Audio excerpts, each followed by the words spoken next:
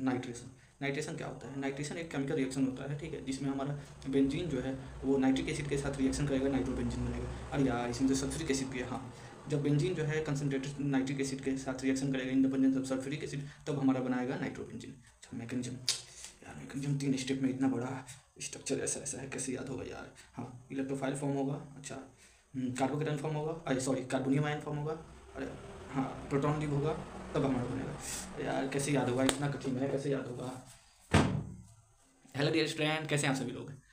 क्या आप भी ऐसे ही परेशान हैं ऑर्गेनिक केमिस्ट्री को लेके? चलिए मैं लेके आ गया हूँ आपको आपके भाषा में आसान शब्दों में नाइट्रेशन ऑफ बेंजीन क्या होता है, ठीक है। चलिए सबसे पहले जानते हैं नाइट्रेशन ऑफ बेंजीन। जैसे बेंजीन क्या होता है वो हम जान चुके हैं, ठीक है। अब नाइट्रेशन क्या होता है? तो nitration it means nitro group जो है वो ऐड होगा। Nitration it means nitric acid reaction में भाग लेगा, ठीक है। अब नाइट्रेशन ऑफ बेंजीन है, यानी बेंजीन जो है वो नाइट्रिक एसिड के साथ रिएक्शन करेगा, तो हमारा नाइट्रो ग्रुप बेंजीन पे ऐड हो जाएगा, तो हमारा नाइट्रोबेंजीन बन जाएगा, ठीक है। तो अब चलिए अब बात करते हैं फुल डिटेल में नाइट्रेशन ऑफ बेंजीन। यानी क्या होता है? नाइट्रेशन ऑफ बेंजीन एक इलेक्ट्रोफिलिक एरोमेटिक सब्स्टिट्यूशन रिएक्शन होता है, जिसमें बेंजीन जो है हमारा कंसंट्रेटेड नाइट्रिक एसिड के साथ रिएक्शन करता है in the presence of concentrated sulphuric acid, तब जाके हमारे बेंजीन रिंग पे जो है नाइट्रो ग्रुप आके ऐड होता है, तब हमारा क्या बन जाता है? C6H5NO2 यानी नाइट्रोबेंजीन बन जाता है। ये हमारा होता है नाइट्रेशन, ठीक है। होपफुली स्टूडेंट आपको समझ में आ गया होगा, ठीक है।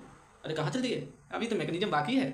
चलिए आगे देखते हैं मैकेनिज्म। अब मैकेनिज्म पे देखेंगे तो मैकेनिज्म इसके 3 स्टेप में है। फर्स्ट स्टेप है हमारा फॉर्मेशन ऑफ इलेक्ट्रोफाइल्स। भाई इलेक्ट्रोफिलिक सब्स्टिट्यूशन रिएक्शन है तो इलेक्ट्रोफाइल तो फॉर्म हो गया सबसे पहले। फिर सेकंड स्टेप है हमारा कार्बोनियम आयन का फॉर्मेशन होगा, ठीक है, यानी ये इलेक्ट्रोफाइल्स अटैक करेगा तो कार्बोनियम आयन फॉर्म होगा। फिर थर्ड स्टेप है हमारा लॉस ऑफ प्रोटॉन। अब ये प्रोटॉन लॉस होगा तो हमारा क्या बनेगा? प्रोडक्ट बनेगा नाइट्रोबेंजीन। चलिए डिटेल में जानते हैं फर्स्ट स्टेप, ठीक है। सबसे पहले हमारा इलेक्ट्रोफाइल्स का फॉर्मेशन। इट मीन्स हमारा जो नाइट्रिक एसिड है वो सल्फ्यूरिक एसिड के साथ रिएक्शन करके NO2 प्लस हमारा बनाएगा, HSO4 बनाएगा और H2O बनाएगा, यानी ये जो HNO3 है वो हमारा क्या होगा? NO2 यानी इलेक्ट्रोफाइल में फॉर्म होगा, ठीक है। और HSO4 माइनस अभी बचा हुआ है, देखिएगा। चलिए अब ये जो NO2 प्लस इलेक्ट्रोफाइल्स है हमारा, वो सेकंड स्टेप में क्या करेगा? अटैक करेगा बेंजीन रिंग पे, जिसके कारण हमारा कार्बोनियम आयन बनेगा, ठीक है। तो जैसे हमारा बेंजीन रिंग जो है उस पर हमारा क्या करेगा?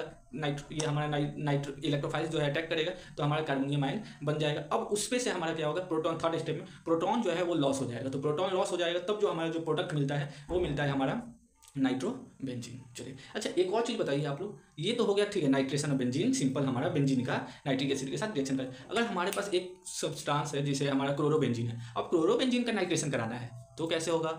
भाई कैसे होगा? चलिए इससे भी जान लेते हैं, ठीक है, क्योंकि एग्जाम्पल्स जितना बनाएगा उतना आपके लिए आसान हो जाएगा, ठीक है। मान लीजिए क्लोरोबेंजीन है, ठीक है, क्लोरोबेंजीन का नाइट्रेशन कराना है तो सेम रिएक्शन होगा कि क्लोरोबेंजीन जो है हमारा नाइट्रिक एसिड के साथ रिएक्शन करेगा in the presence of sulphuric acid, तब हमारा जो है प्रोडक्ट जो बनाएगा वो हमारे 2 प्रोडक्ट बनाते हैं, एक मेजर प्रोडक्ट एक माइनर प्रोडक्ट। क्यों? क्योंकि आपको पता है बेंजीन जो है वो डाइट सब्स्टिट्यूएंट की बात होगी तो वहाँ पे ऑर्थो मेटा पारा का खेल स्टार्ट हो जाता है। तो वैसे ही जब क्लोरोबेंजीन है उस पर अगर नाइट्रेशन होता है तो जो नाइट्रो ग्रुप है वो ऑर्थो पोजीशन पे जाके लग जाएगा, एक प्रोडक्ट हमारा ऑर्थो वाला बनाएगा और एक दूसरा जो है क्लोरोबेंजीन में हमारा जो नाइट्रो ग्रुप है वो पैरा पोजीशन पे जाके लग जाएगा। तो हमारा जो मेजर प्रोडक्ट बनेगा वो पैरा पोजीशन वाला नाइट्रो ग्रुप का बनेगा और जो माइनर बनेगा वो ऑर्थो वाले पे बनेगा। तो इसी तरीके से हमारा क्लोरोबेंजीन का नाइट्रेशन करा सकते हैं। तो ऐसे ही आप लोग नाइट्रेशन को आसानी से समझ सकते हैं। तो होपफुली स्टूडेंट आपको समझ में आ गया होगा।